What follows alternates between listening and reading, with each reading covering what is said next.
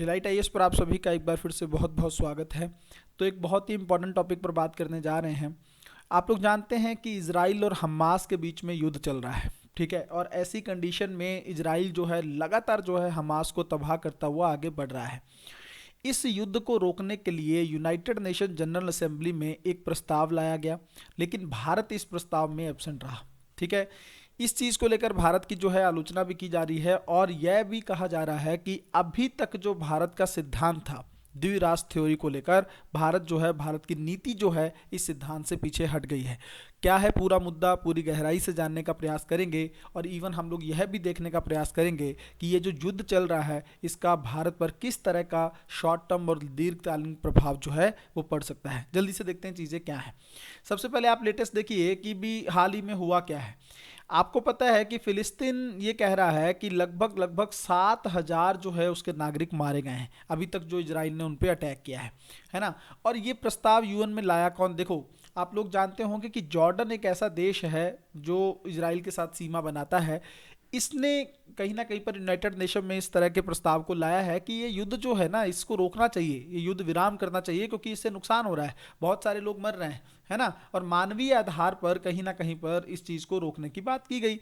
और ये प्रस्ताव देखो, मैंने आप लोगों को बताया कि जॉर्डन द्वारा लाया गया है। हालांकि इसके समर्थन में लगभग 120 वोट पड़े हैं और ये पारित भी हो गया है, लेकिन भारत सहित लगभग 45 देशों ने इसमें भाग नहीं लिया है। सबसे पहले आप लोग जॉर्डन की लोकेशन देख लीजिएगा। ये इजराइल है, आप लोग जानते होंगे, ये है जॉर्डन, है ना। तो ये मैंने आप लोगों को एक चीज़ बताई भी थी पिछली वीडियो में कि जॉर्डन ऐसा देश है जिसकी सीमा जो है भूमध्य सागर से नहीं लगती है। अगर आप इस चीज़ को याद रखेंगे तो यूपीएससी प्री में आपका सवाल जो यहाँ से आता है हर बार मैपिंग को लेकर, वो आपका गलत नहीं होगा, है ना। अब देखिए भाई, भारत ने इसका जो समर्थन है आखिर क्यों नहीं किया, ये क्या मुद्दा क्या है। देखिए, हमास और बंधक शब्द का जिक्र नहीं किया गया था इस प्रस्ताव में, है ना। अब भारत ने समर्थन नहीं किया, इसका मतलब भारत इजराइल के पक्ष में है। कैसे, आप लोगों को मैं बिल्कुल आसान भाषा में समझाता हूं। देखिए, इजराइल चाहता है कि ये युद्ध अब ना रुके।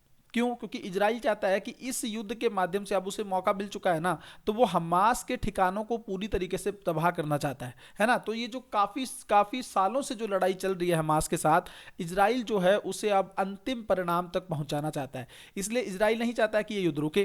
तो इसीलिए भारत जो है एब्सेंट रहा है। क्यों? क्योंकि भारत ने उसको दिखाने का प्रयास किया इजराइल को कि हम आपके समर्थन में, आप चाहते हैं कि युद्ध ना रुके, हम भी इस चीज को आपके अगेंस्ट नहीं जाएंगे, ठीक है।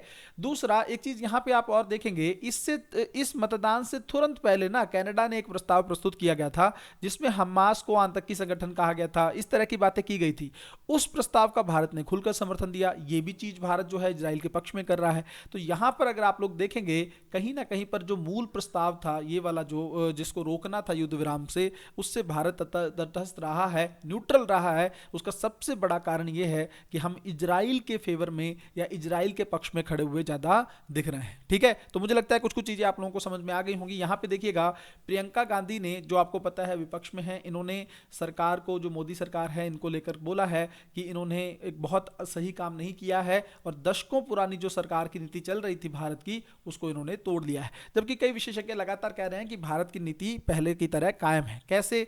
जैसे 2015 में भी ना संयुक्त राष्ट्र की जो मानवाधिकार परिषद है उसमें इजराइल और हमास को लेकर एक प्रस्ताव आया था, तब भी भारत उसमें से दूर रहा था, है ना। तो अगर भारत पहले भी ऑलरेडी रह चुका है एब्सेंट, तो इसमें नया क्या है, अभी भी हम एब्सेंट रह चुके हैं। और इवन आप लोगों ने देखा होगा कि रूस और यूक्रेन का जो युद्ध चला था, तब भी यूएन में जो प्रस्ताव आया था तब भी भारत उससे अनुपस्थित रहा था। क्यों? क्योंकि मैंने आप लोगों को कई बार बताया है कि अंतरराष्ट्रीय संबंधों में राष्ट्रहित जो होते हैं, नेशनल इंटरेस्ट जो होते हैं, वो सर्वोपरि होते हैं। और अभी हमारा राष्ट्रहित क्या है? इजराइल के साथ। ध्यान से समझिएगा, यहां पर देखिए भारत इजराइल का समर्थन क्यों कर रहा है। देखिए, आपको पता है कि इजराइल इस क्षेत्र में एक तो बहुत ही मजबूत देश है, सबसे बड़ी चीज़ तो ये है। दूसरा, भारत का इजराइल के साथ बहुत अच्छे व्यापारिक संबंध है और व्यापारिक संबंधों में भी अगर आप लोग देखेंगे तो जो रक्षा के संबंध है, हमें बहुत सारी रक्षा की तकनीक जो है वो इजराइल से चाहिए। इवन एक और बड़ा कारण अगर आप देखेंगे, इजराइल किसका समर्थक है या इजराइल के बैकअप में कौन है? यूएसए। और भारत जो है वर्तमान कंडीशन में यूएसए के बहुत करीब खड़ा प्रतीत दिखता है। जैसे आप लोगों ने देखा होगा, इसका सबसे लेटेस्ट और ज्वलंत उदाहरण है कि G20 में जो है हम लोगों ने रूस और चीन को दरकिनार दरकिनार करके अमेरिका की बातों को माना। तो इसका मतलब क्या है कि ये बहुत सारे ऐसे कारण हैं जिसकी वजह से भारत जो है इजराइल के साथ खड़ा है। एक और कारण देखिए आप लोग, हमास जो है ये एक आतंकी संगठन है, ठीक है, आतंकी संगठन है और भारत इसका विरोध कर रहा है। और इस माध्यम से कहीं ना कहीं पे भारत जो है अपनी पूरी नीति जो है उसको प्रस्तुत कर रहा है कि हम आतंकवाद के विरुद्ध हैं, ठीक है। और इस आतंकवाद के विरुद्ध होने के नाते हम किस पे टारगेट कर रहे हैं? पाकिस्तान पे। क्यों? क्योंकि पाकिस्तान एक ऐसा देश है अंतर्राष्ट्रीय स्तर पर जो राज्य स्पॉन्सर्ड जो है, राज्य समर्थित जो है आतंकवाद को बढ़ावा देता है। स्टेट स्पॉन्सर्ड टेररिज्म जो है उसको बढ़ावा देने का काम करता है कौन? पाकिस्तान। तो ये कुछ कुछ कारण आप लोगों ने देखिए बहुत डिटेल में और बहुत आसान भाषा में मैंने आप लोगों को समझाने का प्रयास किया है कि हम इतनी मजबूती के साथ इजराइल के साथ क्यों खड़े हैं। इवन अगर हम लोग देखें तो फिलिस्तीन को लेकर भारत की नीति क्या है, जैसे देखिए भाई, हाल ही में भारत ने जो है राहत सामग्री जो है फिलिस्तीन के पास भेजी है। आप लोगों ने देखा होगा फिलिस्तीन को हम लोगों ने राहत सामग्री, जो वहां पे नुकसान हो रहा है, वहां के लोगों को दिक्कत आ रही है, तो हम लोगों ने प्रोवाइड की है। तो इसका मतलब हम ऐसा नहीं है कि हम द्विराष्ट्र सिद्धांत जो है, जो थ्योरी है, उससे हम लोग पीछे हट गए हैं। हम आज भी ये कह रहे हैं कि इस क्षेत्र में दो देश होने चाहिए, एक इजराइल जो यहूदियों के लिए हो और जो अरब मुस्लिम है उनके लिए फिलिस्तीन हो। तो हमारी नीति आज भी बरकरार है। बस ये है कि कंडीशन ऐसी है कि हम खुलकर जो है इजराइल के विरोध में नहीं आ सकते हैं। उसका कारण मैंने आप लोगों को बता दिया है। जल्दी से कुछ कुछ चीजें और देख लीजिएगा। ये देखिए भाई, टू स्टेट सॉल्यूशन, इसको लेकर यूपीएससी ने प्री में सीधा सवाल अभी हाल ही में पूछा था, शायद मुझे लगता है 2020 के प्रीलिम्स में आ चुका है, जिसमें यूपीएससी ने पूछा था कि टू स्टेट सॉल्यूशन न्यूज में रहता है, ये किसके संदर्भ में न्यूज में रहता है? तो इजराइल और फिलिस्तीन उसका आंसर था, ठीक है। फिर से आप लोग इसको देख लीजिएगा। ये है क्या? कुछ नहीं है, आसान भाषा में मैं आप लोगों को बता देता हूं।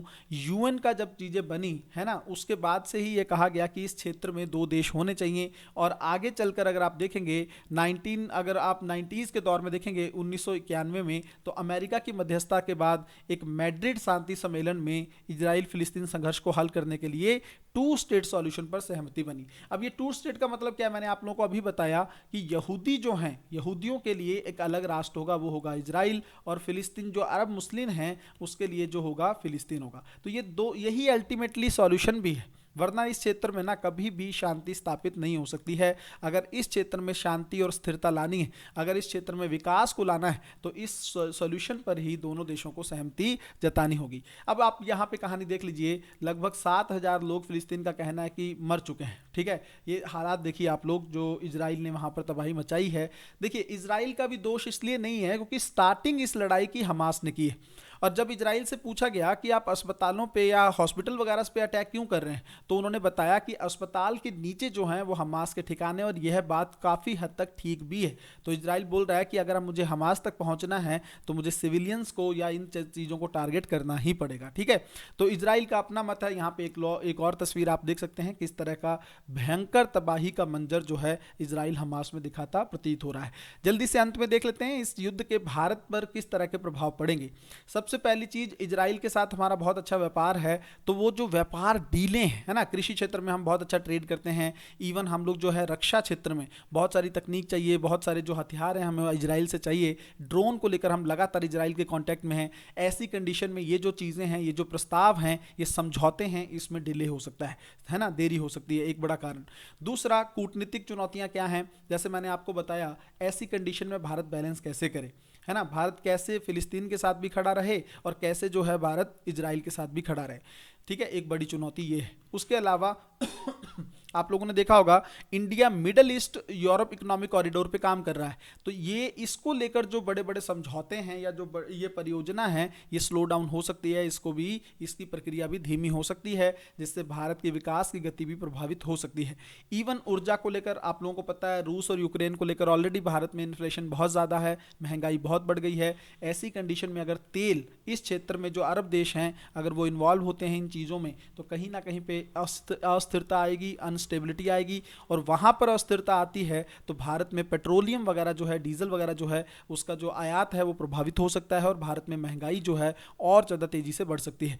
इवन लास्ट में जो वहाँ पे बहुत सारे प्रवासी हमारे रहते हैं, उन प्रवासियों की सुरक्षा जो है भारत के लिए एक बहुत बड़ी चुनौती है। भारत हालांकि बहुत सारे भारतीयों को वहाँ से वापस लाने में भी सफल रहा है, ठीक है। तो ये पूरा मुद्दा था जो हम लोगों ने करंट अफेयर में था, चीज़ें डिस्कस करनी है। आप लोग जो हैं पीडीएफ के लिए टेलीग्राम को ज्वाइन कर सकते सकते हैं, उसका लिंक जो है वो डिस्क्रिप्शन में दिया गया है। मिलते हैं अगली वीडियो में, तब तक अपना ध्यान रखें, अपनी पढ़ाई को बहुत अच्छे तरीके से करते रहें। बहुत बहुत धन्यवाद।